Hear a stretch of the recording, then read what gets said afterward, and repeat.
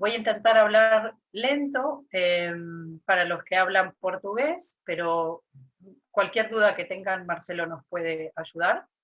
Y bueno, en principio quería traer un tema a la charla, traer como primera pregunta eh, esto, ¿no? Las palabras que utilizamos para nombrar nuestra relación con la diversidad. Y creo que lo principal de nuestra visión es entender que cualquiera sea nuestra disciplina profesional, lo que necesitamos es estar conectados con nuestra época. Eso creo que es lo principal del ser humano y por eso voy a traer lo humano y voy a traer nuestro entorno adulto a la relación con la diversidad.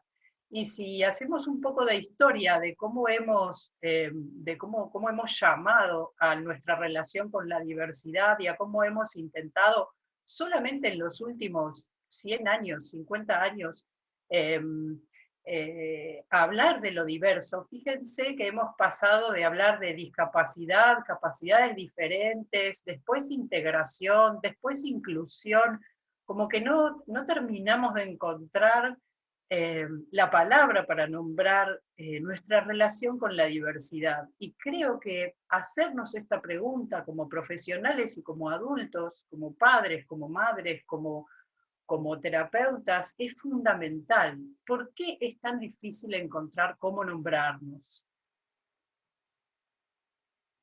Incluso creo que es importante tener en cuenta esto porque fíjense que cada una de estas palabras, por lo menos en nuestro ámbito de trabajo en Argentina, es como que cada una de las palabras nuevas que se encontraban ponía en cuestión el paradigma o el modelo del que hablaba la palabra anterior, ¿no? Los cambios de terminología tuvieron que ver con ir profundizando en la conciencia de que la forma de llamarnos llevaba implícito un modelo educativo, un modelo terapéutico. Y otra cosa importante que nos trae esto también es pensar por qué en muchas, digamos, en mucho tiene que ver con la terminología, que lo terapéutico y lo educativo todavía están un poco aparte.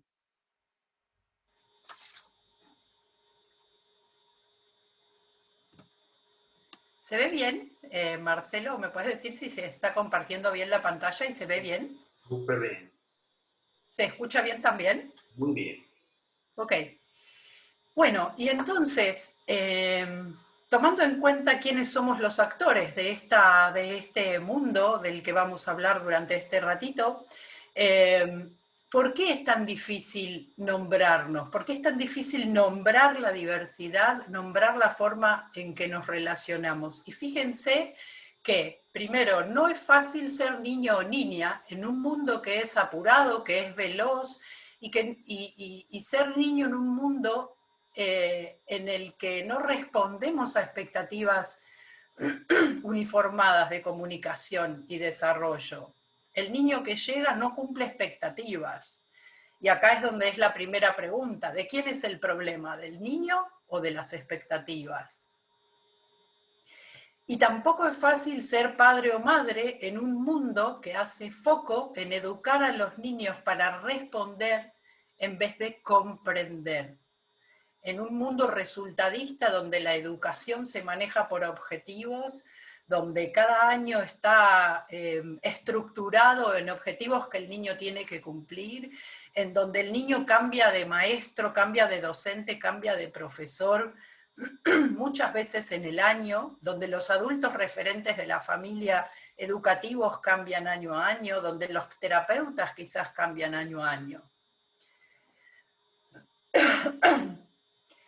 Y tampoco es fácil ser terapeuta en un mundo en el que el cuerpo mismo, nuestra corporalidad, se encuentra fragmentada en miembros, en capacidades, en síndromes, y donde la medicina hegemónica, donde el tratamiento hegemónico atiende por separado miembros, capacidades, síndromes, y también se medica por síntoma. Pasa esto y es esta la medicación, y donde hay una enorme propensión a la medicación de la infancia. Entonces, tomando en cuenta que este es el entorno, el objetivo de mi charla, mucho más que describir, va a ser poner el foco en que cada uno de nosotros como adultos somos el mundo en el que vive la infancia. No es que los niños son y nosotros los miramos, nosotros somos el mundo que ellos respiran, somos el mundo en el que ellos vibran. Entonces el objetivo de esta charla va a ser invitarlos e invitarnos a hacer un poquito de historia para volver a nuestro ser como humanidad. Porque en lo que nosotros, cada uno de nosotros narrativamente crea de nosotros mismos, está el paradigma que vamos a crear, está el entorno que vamos a crear para cada niño. Entonces los voy a llevar muy sucintamente a un momento que para mí fue fundante de lo que estamos viviendo ahora como realidad y como humanidad. Les voy a presentar a un hombre para mí súper interesante, que los invito después a conocer un poco más, que fue el primer filósofo judío, que además tuvo la enorme suerte de ser contemporáneo de Cristo, y vivir en un entorno de la humanidad y en un momento de la humanidad que todavía sigue profundamente impregnado en nuestra forma de ser en el mundo.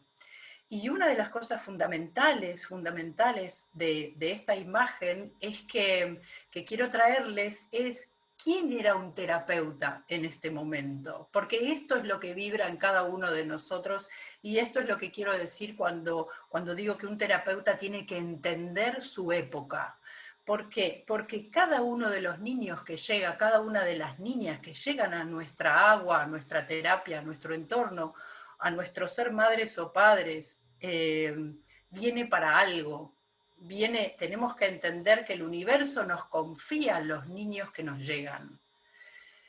Y fíjense que este señor que está ahí en ese dibujo, este señor vivió en el siglo I, fue contemporáneo, nació en el año 20 antes de Jesucristo y murió 50 años después. Y este señor fue el que escribió sobre los terapeutas del desierto, esta es la imagen que les quería traer. Filón de Alejandría es un hombre intercultural y es un poco para mí un reflejo de quiénes somos hoy también. Nosotros vivimos en una sociedad globalizada donde podemos tener acceso a todo lo que sucede en solamente un clic. Y piensen que en este siglo el Mare Nostrum, el mar Mediterráneo, era un poco como la aldea globalizada. Alejandría en especial es una ciudad que está al norte de Egipto y era una ciudad enormemente transcultural, casi como que vivir frente al Mare Nostrum era como el Google de aquel momento, y había un intercambio, un espacio transcultural inmenso que piensen también que Alejandría era una ciudad que tenía una biblioteca en su corazón, fue una biblioteca de las más inmensas que vivió el ser humano, que se incendió, se perdió mucho material en ese momento, pero fíjense de qué se trataba la convivencia en ese momento. Esa zona, toda esa zona del Mediterráneo, que fue la cuna de toda nuestra cultura, de nuestra cultura occidental, vivía en ese momento la misma realidad que vivimos ahora nosotros con esta pandemia y con esta especie de cuarentena mundial. Piensen si no hay un enorme paralelo entre los encuentros entre los sectarismos y la fecundación entre civilizaciones, cómo nosotros hoy vivimos las otras realidades. Filón de Alejandría vivía inmerso en el Imperio Romano, era de una tradición judaica y era parte del judaísmo de la diáspora, o sea, él vivía en Alejandría, que era el norte de Egipto, vivió contemporáneamente el cristianismo incipiente y a la vez su lengua materna, era el griego. Entonces vivió toda la visión del nacimiento de la filosofía. Por eso me parece que una visión de un hombre como este nos puede traer la imagen del terapeuta sumido en su realidad y en su época. Y hay una cosa que parece muy moderna también y que es la holística. Nosotros ahora creemos que este movimiento holístico de entender al ser humano como totalidad espiritual, álmica y corporal, ya existía en ese momento. Esta era la forma de entender la salud en su dimensión espiritual. ¿Y por qué traigo a Filón? Porque creo que una de las cosas que más están en peligro en este momento es el avance de la ciencia por sobre la visión espiritual de la salud. Si nosotros nos vamos a la etimología de la palabra terapeuta o terapéutica, nos lleva a que en su corazón está la idea de servir, la idea de rendir culto, y más antiguamente encontramos la idea de que terapeuta se refería a un hombre que acompañaba a otro, llevándole su caballo, ayudándolo para la lucha. Esto más adelante fue la imagen del escudero, pero estamos hablando de muchísimo antes de la etimología de esta palabra. Entonces, en aquel momento, en la época de Filón, hablar de acompañante terapéutico hubiera sido una redundancia, porque la terapéutica tenía la idea de acompañar, pero desde el silencio, desde el entender el propio ser y el del otro, para ayudar al otro a encontrar su propia cura. Y entonces, fíjense, ¿quién era un terapeuta en ese momento? Era un filósofo, porque la búsqueda de sabiduría era una opción existencial. El ejercicio espiritual era un modo de vida en el terapeuta. Y sobre todo, era un hermeneuta en el sentido de que el terapeuta se formaba filosóficamente para aprender a ver claro. Y el otro concepto fundamental que me parece que nos traen los clásicos es la idea de cuidar del ser, de cuidar de lo que no está enfermo. Esto creo que es que el desarrollo de la tecnología y la ciencia muchas veces, por ser una gran tecnología y por ser un gran apoyo, quizás nos llevan a perder este foco de que la terapéutica se trata de cuidar del ser, de crear entornos para que el otro genere su propia cura, porque si no pasa lo que nombraba recién Lorena, en que se patologiza a la infancia. Y en nuestra visión educativa, terapéutica, el autismo, por ejemplo, es una cualidad especial de lo sensible. No consideramos en nuestra visión del autismo como una patología, que por supuesto sí es una cualidad diferente de otras que presentan los niños. Pero para mí el corazón del autismo es una cualidad sensible con la que nacen algunos niños y que nos está trayendo algo muy importante que tenemos que saber.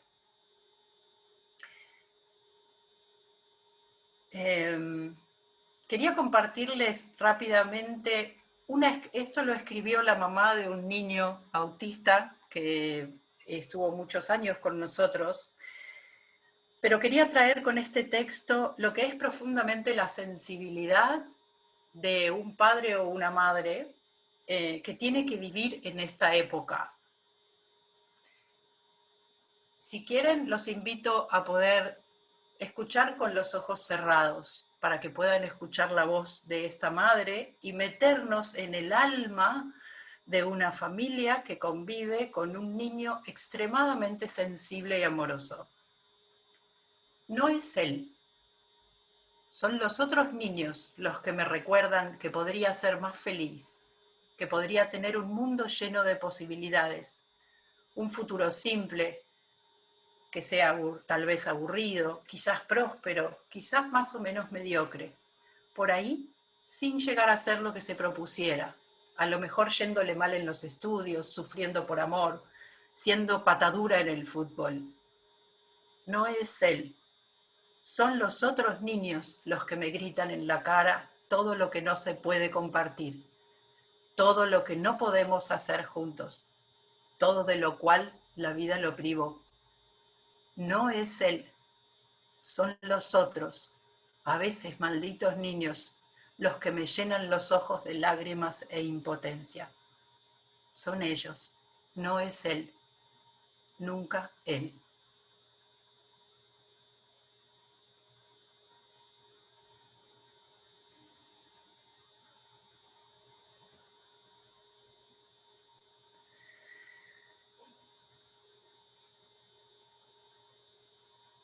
Quería compartirles ahora, frente a esta enorme sensibilidad, eh, una experiencia del agua en la infancia y eh, la idea de cómo trabajamos y para qué, cómo recibimos a una familia que llega con un diagnóstico de autismo.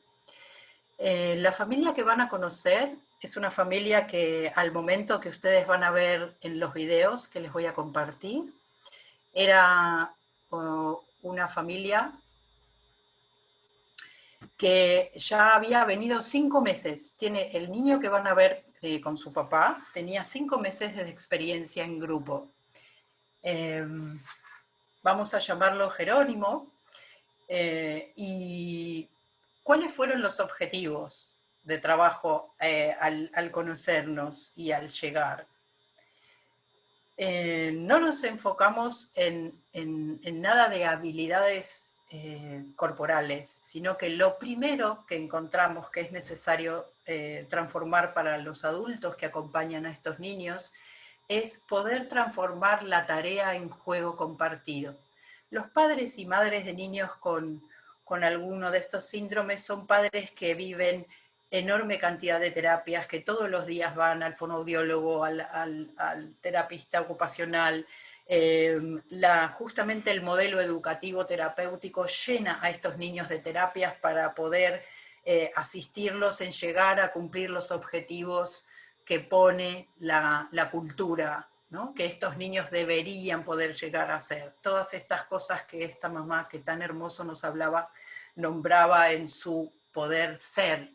Pero justamente la cárcel muchas veces está en los otros, no en estos niños. Entonces lo fundamental que yo creo que tenemos que encontrar como terapeutas es ayudar a los padres a apagar un poco el entorno y a empezar a focalizar en ellos mismos y en poder ver a ese niño. Entonces, transformar la tarea en juego fue el trabajo principal con este padre, en poder transformar su mirar al niño en una escucha activa para poder desarrollar el diálogo tónico que van a ver en los videos.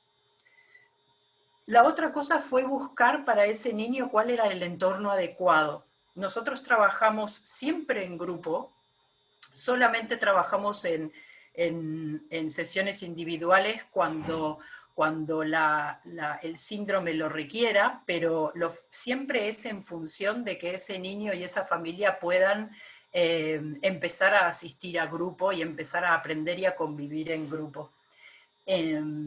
Entonces fue probar distintos horarios para probar el nivel de ruido, para probar la interacción. Así que este es otro trabajo que hicimos durante los 5 meses anteriores a lo que van a ver.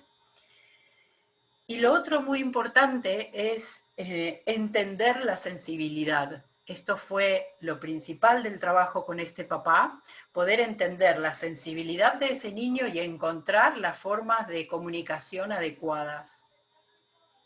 ¿Y qué van a ver además? Van a ver que trabajamos contenidos de natación, porque el objetivo, además, es que cada niño y cada niña lleguen al máximo de sus posibilidades acuáticas, pero no en sí por una cuestión de nadar, sino por una cuestión de seguridad acuática, porque ese niño o esa niña van a poder disfrutar mucho más en grupo si no tienen todo el tiempo que tener un adulto sosteniéndolos. Otra de las cosas es también la conciencia de sí mismo y de los otros, que es lo que buscamos que cada niño y cada niña pueda desarrollar al máximo de sus posibilidades. Y sobre todo desarrollar en el adulto la confianza y el yo puedo, en la mirada sobre ese niño. Entonces, les voy a contar brevemente, vamos a ver 3 videos cortos en los que les voy a contar un poquito cuáles son los objetivos.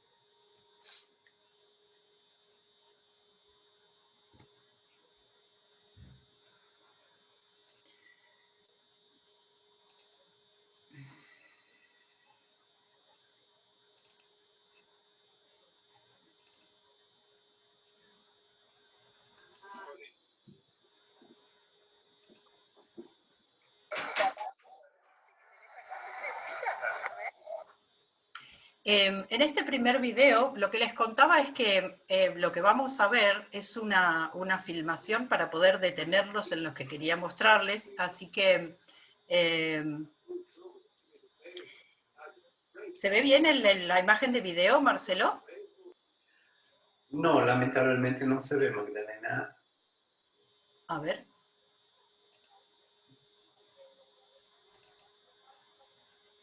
Ahí sí. ¿Está así? Sí. Ok. Te pido que ahora está el video detenido. Cuando empiece el video, si el ruido de fondo es no se entiende, te pido que me avises, Dale. porque puedo ayudar con el diálogo.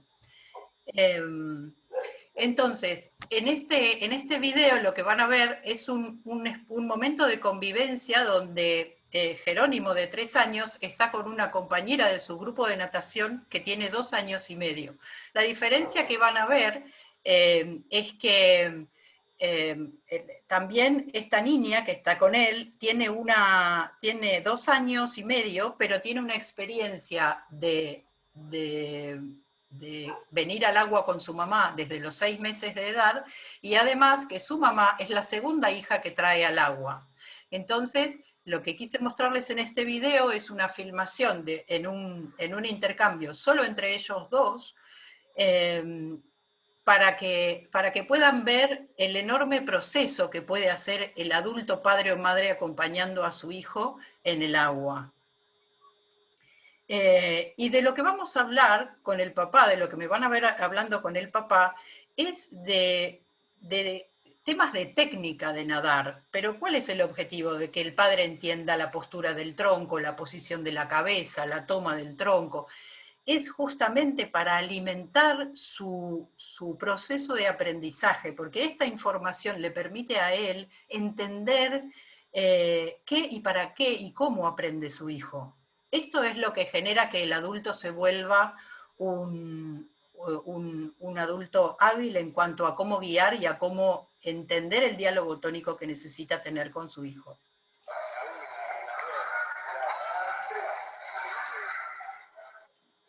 Agustina está interesada en su trencita del pelo, que era su novedad del día, y allá atrás lo ven a Jerónimo con su papá entrando con tomado de las manos.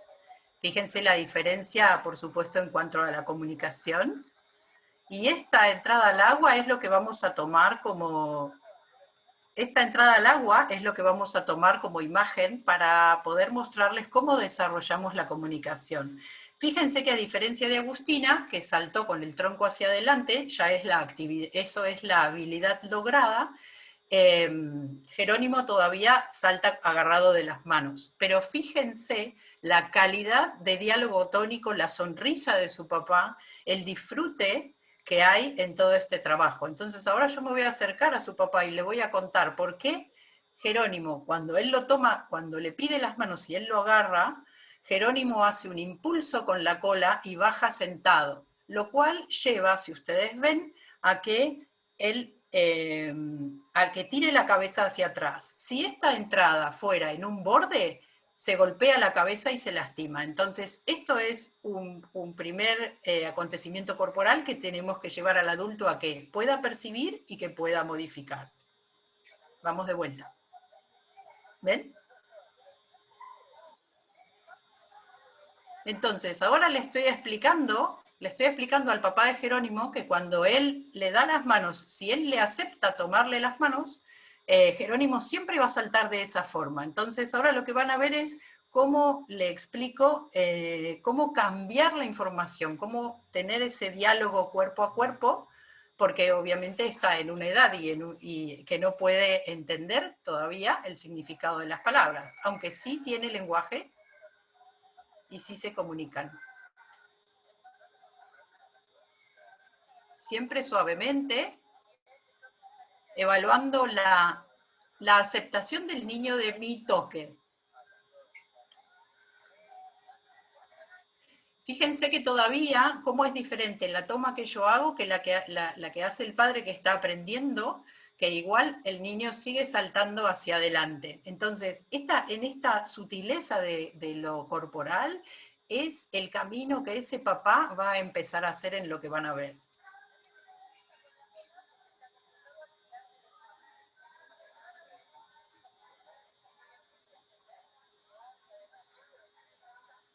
Fíjense cómo lentamente ya empieza a llevar el tronco hacia adelante. Y también yo le explico al papá que cuando él lo ayude lo sostenga en el agua, también con su deslizamiento le dé sensación de deslizamiento.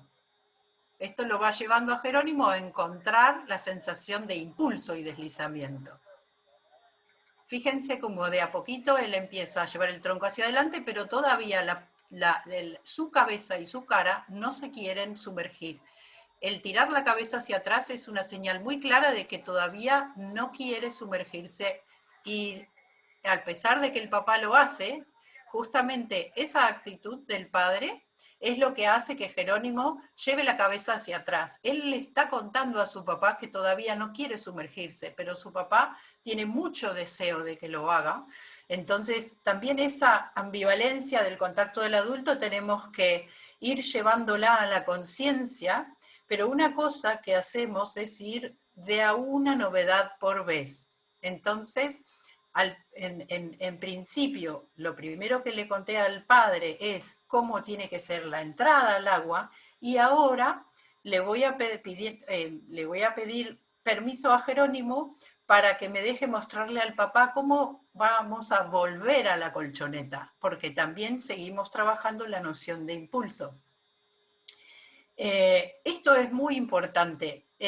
Si bien Jerónimo no entiende las palabras, el tono y la forma en que me dirijo a él, y también que ya lleva 5 meses conociéndome, a pesar de que casi nunca tengo contacto con él, hace que pueda aceptar mi sostén. Primero me dice que no, prefiere volver con su papá, claramente, pero yo le digo que solo le voy a mostrar a su papá cómo subimos. Apoyo plantas de pies y que él suba solo. Buscamos autonomía, buscamos que el niño encuentre lo máximo posible su yo puedo en libertad de movimiento. Vuelven a ver la postura de la cara, cómo la cara, el rostro pide no me quiero sumergir. Fíjense cómo la niña igual está haciendo información en el entorno, pero sobre todo también es información para el papá. Fíjense cómo va variando cada vez que entran al agua.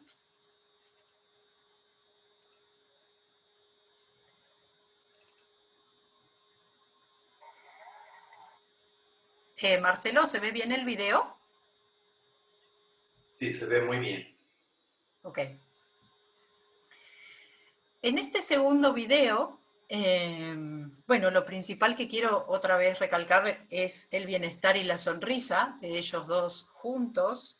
Y en esto voy a hacer hincapié cada vez, porque mucho de la comunicación que se está desarrollando no estaba al inicio, ¿no? Jerónimo se resistía mucho porque estaba acostumbrado a que a que los juegos, tanto con su mamá como con su papá, estuvieran muy centrados en aprender, en responder a colores, en mirar figuras. Entonces, lo principal que queremos desplegar aquí es el diálogo tónico. No nos importa tanto en el agua lo que suceda a nivel cognitivo, porque lo que sabemos es que el yo puedo se está construyendo a partir de la corporalidad.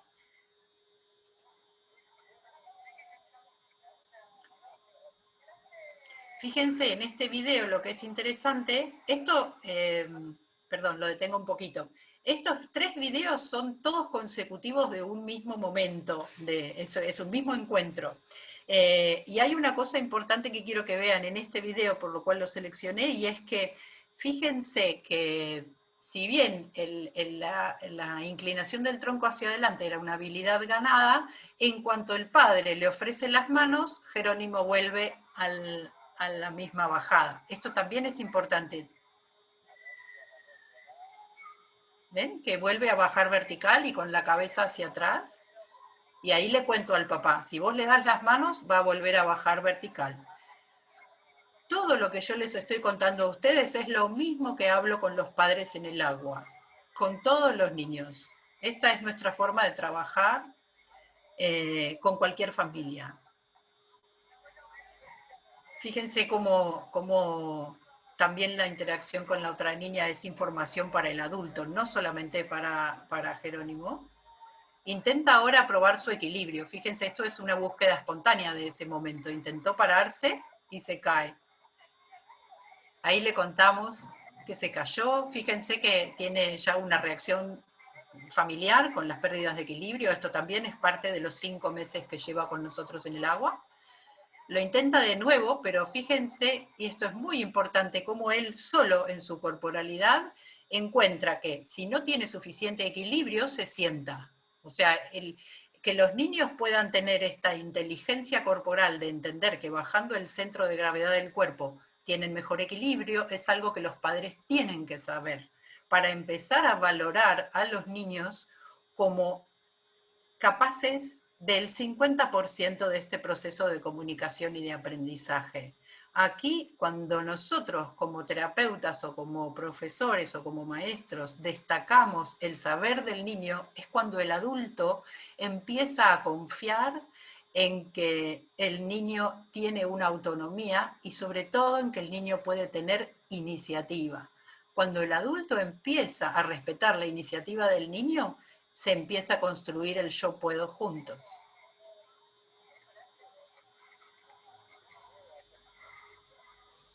Fíjense cómo cada entrada la corporalidad de Jerónimo varía, está más cansado, es un poco más lento.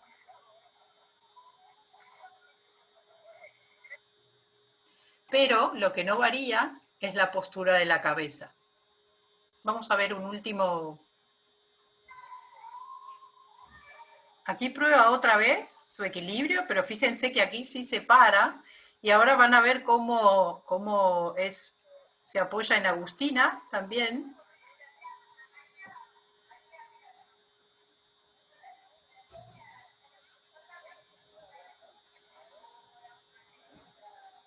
Y fíjense ahora lo que pasa, cómo el papá espera, esto también es un aprendizaje del adulto,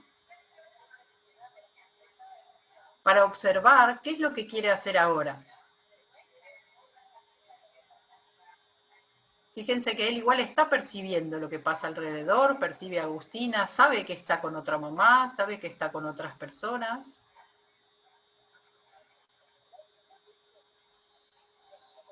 Esta espera del adulto para ver qué quiere hacer el niño es fundamental. Fíjense por qué. Porque ahora él decide que está cansado, no va a saltar más y baja hacia atrás. Entonces, el adulto lo espera, solamente le da un apoyo en las plantas de los pies para ver qué quiere hacer y él vuelve a subir a la colchoneta.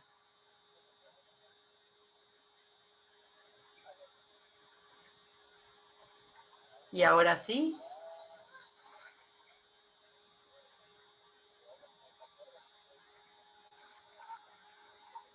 Ya no quiere más. Fíjense cómo es clara su indicación. Ahora van a ver esta última parte. Fíjense cómo está bajando como al inicio. Eso nos da clara indicación de que ya no está interesado más en hacer lo que está haciendo. Entonces es momento de esperar, descansar, hacer otra cosa. Fíjense cómo también es muy clara la comunicación.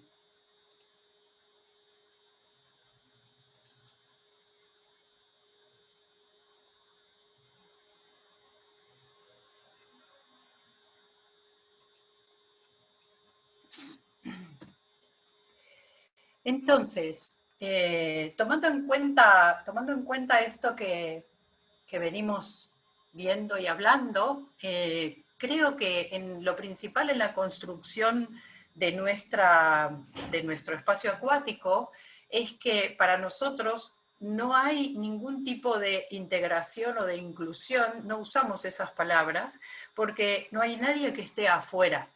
Nosotros creemos que la convivencia es justamente el vivir con otros, en diversidad. Y respetamos el cuerpo de cada niño como una casa que el alma viene a conocer y a habitar. Entonces, como les decía, buscamos para cada niño o niña, sin importar que tengan o no diagnóstico, cuál es el horario adecuado, cuál es el momento del día adecuado, qué necesita esa familia para estar cómoda. Hacemos un profundo hincapié con los padres en el cuidado de los sentidos del niño, en tener el tono adecuado para que el niño pueda ser cada vez y en cada acción autónomo para poder crecer en su conciencia de sí mismo, que es a cada edad un pilar de la construcción de la personalidad.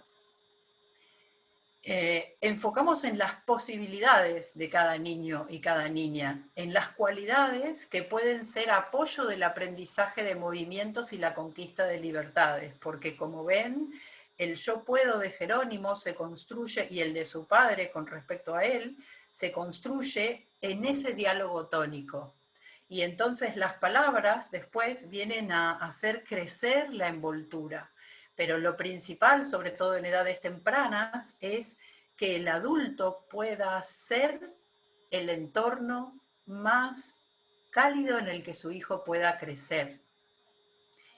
Y sobre todo en esta convivencia valoramos el rol de los padres como interlocutores, tanto sea en el tratamiento o en los objetivos, como en todo lo referente a su hijo. Consideramos que el padre y la madre de ese niño, o los referentes con los que él viva, son los adultos que más saben sobre él. Después, un segundo círculo es el ámbito terapéutico, pero para nosotros el trabajo fundamental es empoderar a ese papá y a esa mamá en entender que son ellos los que verdaderamente guían el camino de su hijo. Entonces, brevemente, para llevarnos y volver a Filón, realmente para cuidar del ser significa que nuestro entorno sea a la vez pedagógico y terapéutico. No hay diferencia para nosotros entre lo pedagógico y lo terapéutico, y una familia como la de Jerónimo convive con todas las demás familias de natación para bebés, y esto lo llevamos también como objetivo a después las edades en que Jerónimo, como ven en estos videos, está muy preparado para empezar a hacer una transición a natación preescolar, una vez que hizo la ligazón conmigo, como vieron en los videos. Hay un tiempo más para que él pueda transferir la referencia de su padre como adulto guía acompañándolo en el agua a una clase de natación preescolar. Entonces, tanto el diseño de la organización y de toda la gestión está orientado a atender la singularidad de cada vida, sin importar que tenga o no un certificado de discapacidad. El grupo que es parte, o sea, aquí todo el aprendizaje de este papá con su niño está dado por haber compartido 5 meses, 2 veces por semana de natación para bebés en grupos integrados con bebés, desde los 4 meses hasta los 3 años. Y lo fundamental es que el adulto, y acá nos incluyo a todos, los adultos que estamos alrededor de los niños, nos guiamos y nos desarrollamos a través de la observación de cada niño en convivencia. Y lo que nos dice el grupo, lo que nos dice el niño, lo que nos dice el saber del otro, a eso llamo transdisciplinariedad, ¿no? Buscamos ser terapeutas filósofos, terapeutas hermeneutas, entender todos los lenguajes, buscar sabiduría y sobre todo cuidar de nuestro propio ser, nosotros entender mucho sobre alimentación, sobre vestimenta, sobre comodidad, sobre otras terapias, porque en la convivencia es donde encontramos el vehículo terapéutico. Lo que realmente sana es la experiencia de pertenencia de esa familia, de poder estar en grupo. Imagínense que muchas veces es la primera vez que ellos pertenecen a un grupo y ven a su hijo jugar en grupo, después de vivir horas y horas de terapias individuales. Y entonces aquí nuestro objetivo es que esta experiencia de pertenencia se exprese en el yo puedo del niño y de sus adultos amados. Bueno, hasta aquí, para los que les haya interesado un poco nuestro gran sabio Filón de Alejandría, hay un libro que está en portugués, lamentablemente no está traducido al castellano todavía, que se llama Cuidar del Ser, Filón y los terapeutas de Alejandría. Les recomiendo profundamente a cualquiera que esté en relación con la terapéutica y con la infancia, cualquiera de los libros de Jean-Yves Leloup, que es el autor de este libro, originalmente escribe en francés, pero gracias, para Latinoamérica está traducido casi toda su obra al portugués por la editora Voces, así que les dejo la referencia del libro. Abro el espacio para preguntas.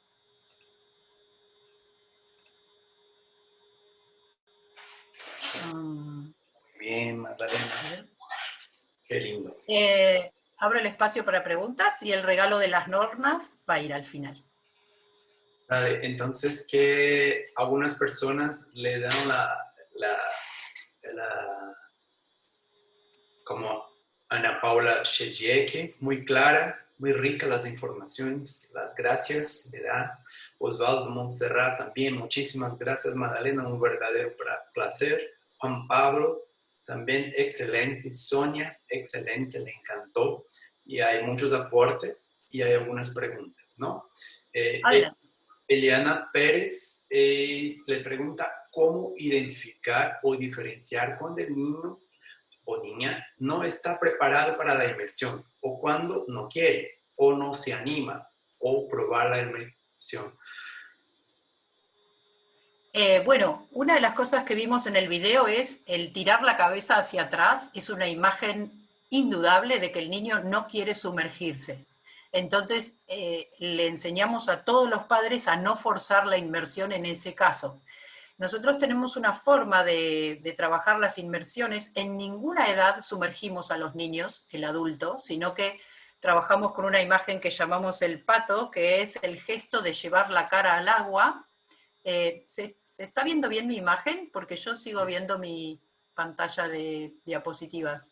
Y si quieres sacar la pantalla, pero se ve su imagen también, no hay problema. Ah, ok, no, porque quería mostrar el gesto de la cabeza. Nosotros damos mucho tiempo para que el adulto entienda que el niño, por imitación, puede bajar la cara al agua, puede hacer el gesto de llevar la cara al agua inclinando la cabeza hacia adelante. Y dejamos que sea este juego con su adulto por imitación el que haga que los niños se encuentren y lleven la cara al agua. El diálogo tónico, la corporalidad del niño nos da claras señales de que el niño no se quiere sumergir, y el retirar o el alejar la cara del agua es el primero. También los gestos de la cara que cierran los ojos, que alejan la cara cuando el agua salpica. Todo esto son indicaciones de que el niño todavía no disfruta el agua en la cara y mucho menos va a disfrutar llevar la cara al agua. Entonces, tenemos que ir muy despacio, y este es un momento que no hay que empujar, sino que hay que trabajar con imágenes pequeñas. Me mojo solo el mentón, solo la pera, me mojo una oreja, jugar con chorritos suaves que bajan por la espalda, por la cabeza, por la cara. Esto es lo fundamental, ir construyendo la inmersión como un momento compartido con el adulto. Buenísimo. Hay muchos aportes, ¿no? Armando Coponi, muy clara, la disertación muy simple, profunda a la vez. Silvia agradece muchísimo, Silvia de Code. Denis Vergara, esto es realmente aprender a escuchar y comprender lo que los niños quieren compartir con el mundo. Y quién mejor que aquel ser que es su o fue tu afecto, ¿no? Briselda, también es muy importante saber por los otros, la familia es el enlace primordial para construir una nueva ponte. Excelente, gracias. Lorena Montserrat también tratando de poner nuestro granito en la inmersión de tus aportes, Magdalena. Gracias. Cada niño y niña es muy especial para su familia, habla Lorena. Marco Antonio, este tipo de documentación facilita todo el tipo de comprensión detallada a la comunicación y percepción de los gestos. El trabajo en pareja es un grupo de cuánto y tiempo. ¿Cuántas parejas son? ¿No? ¿Cuántos se trabaja el mismo? Y nuevamente la pregunta de tiempo y de trabajo. Las clases de las que participa una diada como la que vimos, pueden elegir, la familia elige si quieren venir 1, 2 o 3 veces por semana. En el caso de Jerónimo eran 2, pero pueden ser menos o más. Y la cantidad de familias depende, hay horarios más numerosos y otros menos. Por el tamaño de la piscina, nosotros podemos albergar hasta 20 familias, pero en ese caso no trabaja un docente solo, por supuesto. Más o menos trabajamos un docente cada 5 o 6 parejas. Y están, el aprendizaje que ustedes vieron de esos 5 meses fue en clases integradas. Integradas quiero decir por edades, no hablo de diversidad de capacidades, porque en las clases participan niños neurotípicos, participan niños con síndrome de Angelman, síndrome de Down, condición del espectro autista. Todos los niños y niñas son bienvenidos al mismo grupo de clase y vamos trabajando, como vieron, individualmente con lo que cada diada necesita. La duración de las clases en nuestro caso es de 40 minutos. Es una clase que tiene un inicio, una ronda, tiene unos 10 minutos, después unos 20 minutos de distintas propuestas corporales y un cierre también. Y por supuesto, una enorme importancia de lo socioafectivo, del campo socioafectivo que se juega en una clase de natación para bebés. Perfecto, Magdalena. Juan Pablo habla que ante la impaciencia y la dificultad en los tiempos de espera y participación de los padres o una necesidad de mayor observación y comprensión del intercambio, suma charlas aparte con ellos a todo se muestra, indica, ejemplifica que el agua para los que aprecian ese diálogo tónico.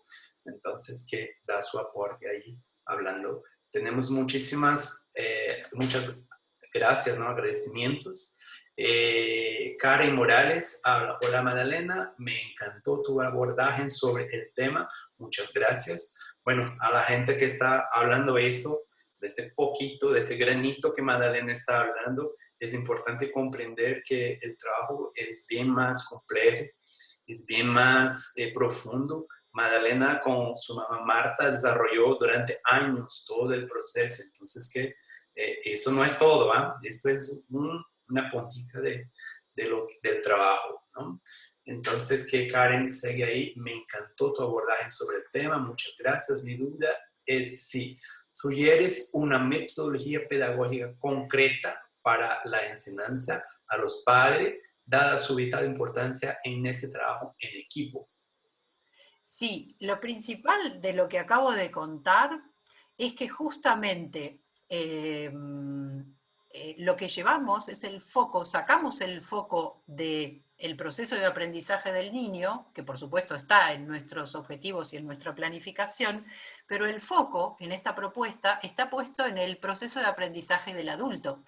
Y cuando hablo de proceso de aprendizaje del adulto, hablo de también nuestro trabajo interior, porque el adulto que viene con su hijo aprende de nuestra forma de ser, de tocar, de entender.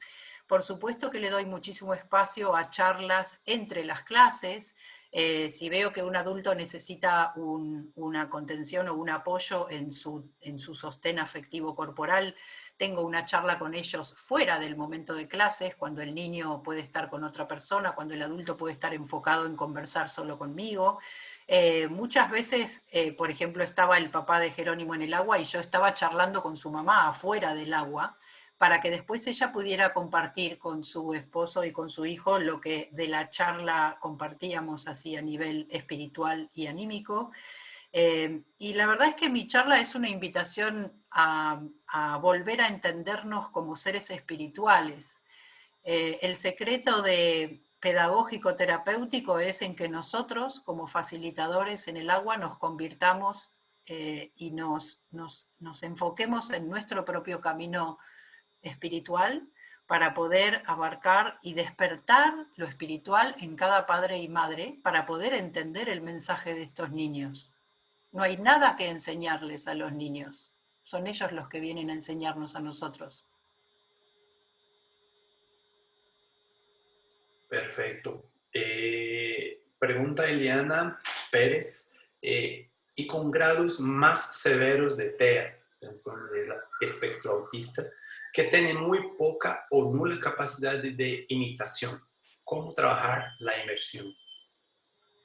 En nuestra experiencia, nosotros dejamos que los niños de distintas edades convivan en grupos y lo que tiene el agua especialmente es que es un medio de contacto ideal para el niño o la niña con autismo porque ejerce una envoltura que le resulta irresistible. Entonces, no tenemos que tocarlos porque ellos ya de por sí, el entorno acuático, cuando los tenemos haciendo pie, nosotros lo que hacemos es buscar que el niño o la niña tengan libertad de movimiento. Para esto tienen que hacer pie, tienen que poder estar parados y en su eje de equilibrio.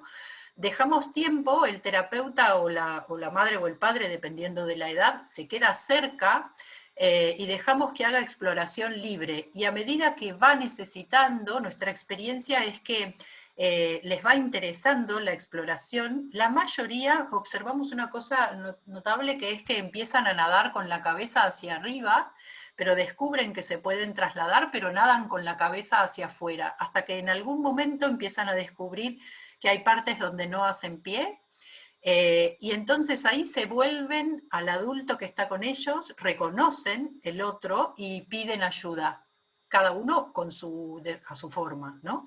Entonces nosotros justamente lo que dejamos es espacio de exploración y nos convertimos en guardianes del juego del niño.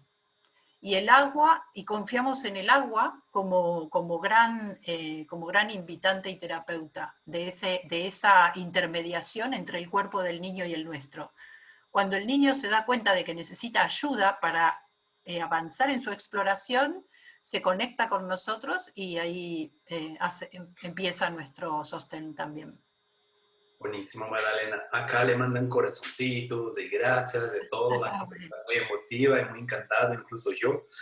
Y bueno, a mí me encanta el tema de hablar sobre la afectividad y a mí ya tengo este pensamiento que mucho de lo que hacemos es buscando el afectivo, ¿no? Casi todo lo que hacemos de una forma u otra es buscando la afectividad, ¿no? Me parece. Entonces, que el ambiente acuático, de la forma que tú y tu mamá trabajaron, con la familia, con la envoltura, todo ¿no? Un proceso, es un trabajo finísimo, ¿no?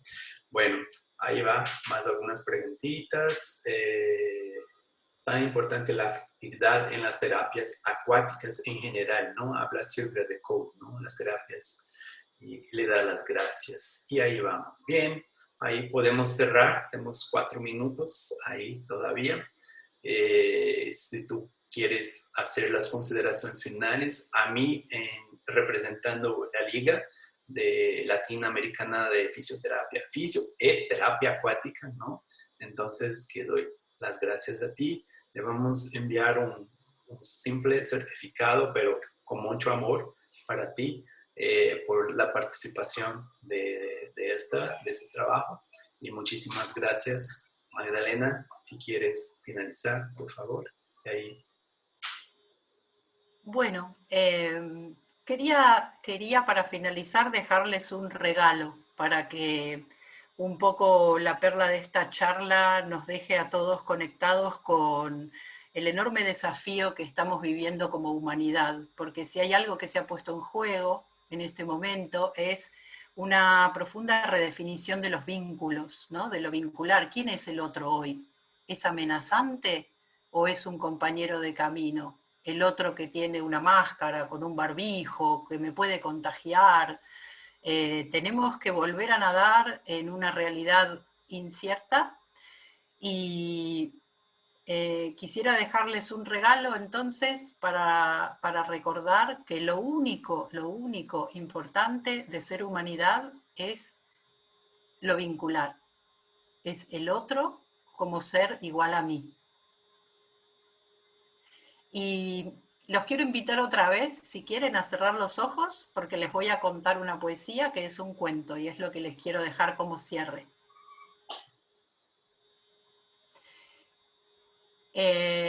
Quisiera que conozcan a las Nornas. Las Nornas también son un regalo de la humanidad muy antigua. Las Nornas son las deidades del mundo nórdico, de los nórdicos, de la zona de Dinamarca y Noruega, de hace muchísimos siglos, y las Nornas son las deidades del tiempo.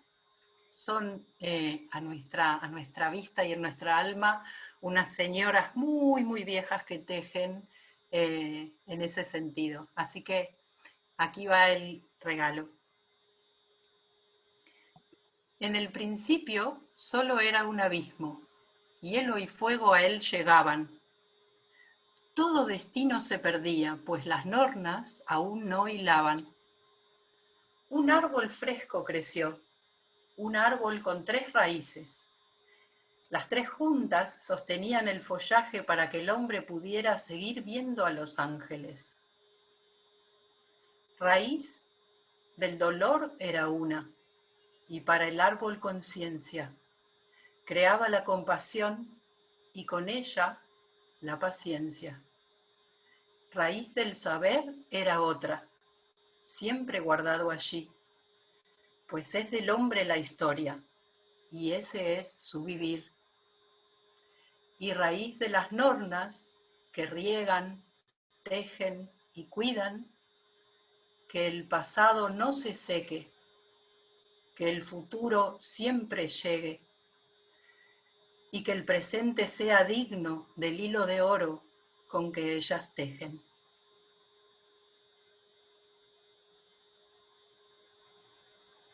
Muchas gracias a todos.